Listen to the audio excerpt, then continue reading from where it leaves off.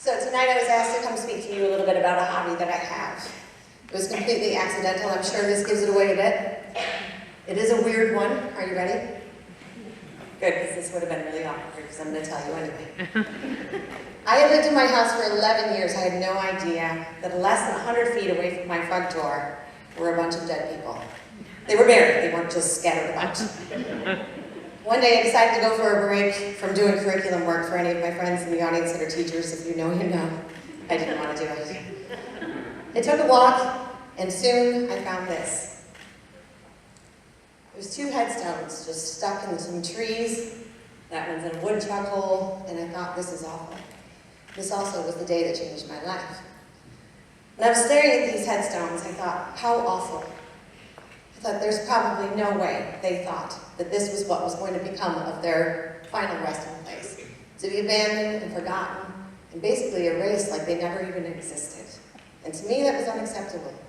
Because everybody has a life, and every life matters. So I got to work to clean this up. I thought it's the least I could do. I was obsessed with it. From sunup to sundown, I was there working on this headstone in all the cemetery that nobody had visited for probably 50 years. At night, I was also obsessed with learning about who these people were. Because I don't know how often you sit in front of a headstone and just wonder who this person is. I do it all the time. But I can't just sit there and wonder who they are and not do something about it. So I started to learn so many things about them, and eventually, after several weeks, my little cemetery looked like this. The one here with the flag, that's George. He was the one stuck in the tree. He's a Revolutionary War soldier. He came here on an ox cart. It took 3 months to get here from Rhode Island. And I'm talking about Hamilton, which is where this is. And back then, there wasn't a road. You had to make the road to take your oxen on. He finally got here, and he cleared his land for farming, land my house sits on. Next to him, the tall one that was stuck in the woodchuck hole, that's Joseph. He died of an infectious disease when he was in his 30s, and his wife and his daughter boogied off to Michigan with her family. And he's buried here alone. There's 2 other little headstones there that belonged to little boys that had not a chance to have a life before they died. They were just little. And next to them, in the second row on that side, is Rebecca. Rebecca had 12 children. Girlfriend birthed herself an entire soccer team. Now, one time I had heard that you actually died twice. I don't know if you've heard this before. The first death, of course, is the one that's very obvious. It's the last time you take your last breath. And of course, it's very sad for the people who love you. But your second death, to me, is much more devastatingly sad. It's the last time somebody says your name out loud, and the last time you are remembered. And for Abraham Lincoln and Marilyn Monroe and even Hitler, they're going to go a really long time before they have their second death. But these people, my people, had theirs pretty much right after they were put into the ground. And I thought how selfish it would be of me to keep their stories to myself and have them have their second death already. So what I decided to do was to start videotaping myself cleaning headstones, and then I would do a voiceover of their life story. And I would share that on social media. And it turns out I wasn't the only one that was interested in their story. There was, very quickly, I actually went to 400,000 followers on TikTok and several thousand on other social media platforms. I've been doing presentations about my cemetery work for years. I have about 20 cemeteries that I work in, and it has become my passion. Not only is it rewarding and it's satisfying, and it's detective work, which I very much love, but it's become my therapy that apparently I didn't even know I needed, but I do. All day when I hear, Miss Barnes, can I go to the bathroom? Miss Barnes, can you sharpen my pencil? Miss Barnes, can I have this? Can I have that? To go into the woods, in this case, or in the middle of nature and sit with your thoughts and be alone, it's my therapy. So, usually when I give presentations, I go into detail about how I clean stones and how I do genealogy research, but we're going to, for the essence of time, jump to my favorite part, which is the last part, where I share a life story of one of my people. Now, usually I try to share one that has ties to the area where I'm presenting. I haven't cleaned a headstone in Clinton, but I do have one that has connections to it, so I'm going to share this with you. And actually, I haven't cleaned this one yet, so it looks a shambles. I apologize. I just got permission to clean it 2 days ago, so I just haven't gotten to it yet. This is Seth Miner. Have you heard of Seth Miner? No? That's okay. I don't think he minds. He wasn't rich or famous or any of that. He's buried over in Eaton Village Cemetery. He was a very poor hop farmer in my hometown, my favorite place of North Brookfield, New York. And just like Rebecca, he had 12 mouths to feed. Now, Seth was a deacon in his church, very deeply religious man, a Baptist, and he had very firm beliefs. And one of those beliefs was that women did not deserve, they did not deserve to have an education more than just a basic one, because they were just going to be wives and mothers anyway. The school's resources were better spent on the boys. As an educated woman, you can imagine how I feel about Seth Miner's silly little belief, and it goes something like this. However, when I researched Seth's story, I learned very quickly that karma is alive and well, because out of all of his 12 children, baby number 5, born in 1815, to give you an idea of how long ago this was a little girl named Myrtilla. And Myrtilla loved to learn.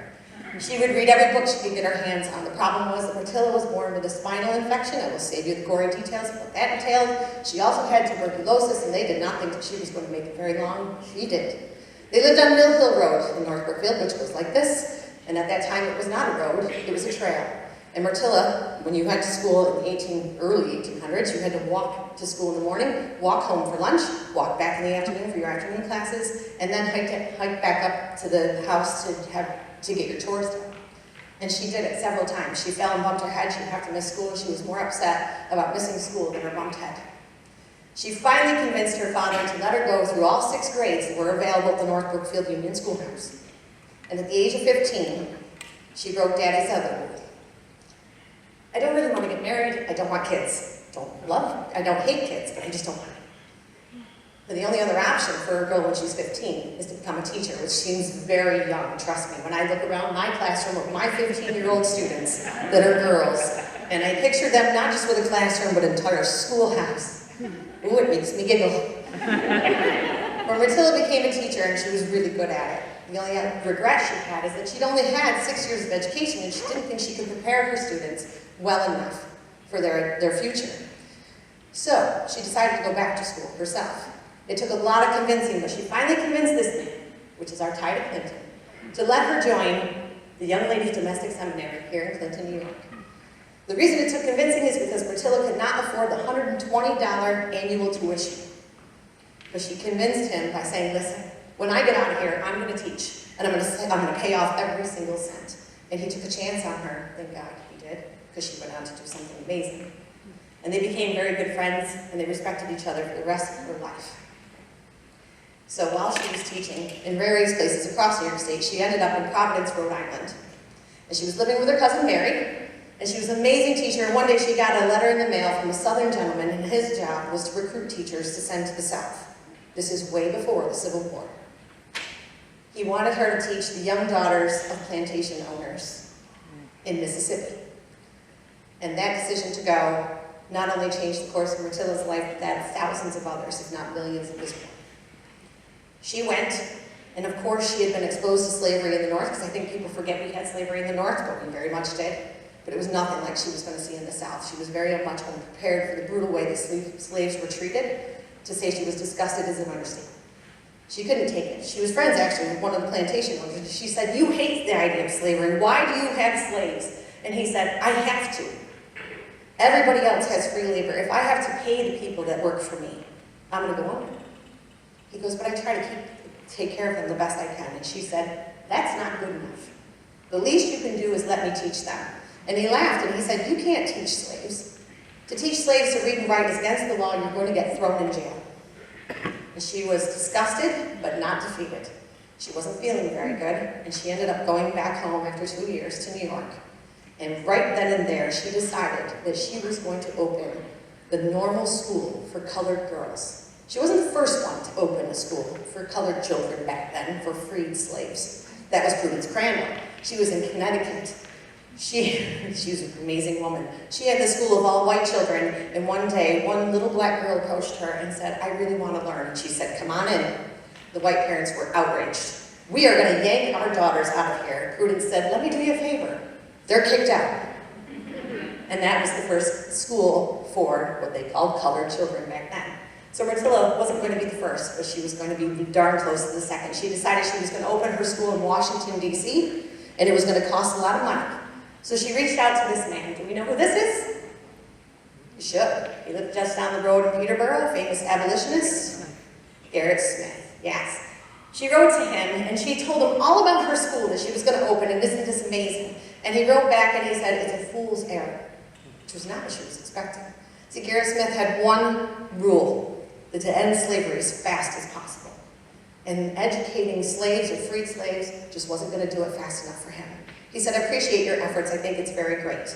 If you want to help in another way, that's great, but this is not the way to do it." And at this point, Myrtilla had been pretty good at telling the guys she'd come across, "Yeah, I'm going to do it anyway." And that's what she said to him. So she reached out to somebody else. Oops, I hit the wrong button. This, do you know who that is? Frederick Douglass, right? A man who was a freed slave himself. If anybody would understand, it's an even more famous abolitionist than Garrett Smith. But when her letters went unanswered, she showed up to see him in person. And Mr. Douglass said all he could imagine of that day was walking back and forth in front of him, this frail woman with her spinal condition going on and on about this school and how amazing it was going to be, and this is what I'm going to do, and what do you think? And he said, "Don't do it." But not for the same reasons Garrett told her no. He said, "You are going to get yourself killed. It's amazing what you want to do, but it's not worth your life."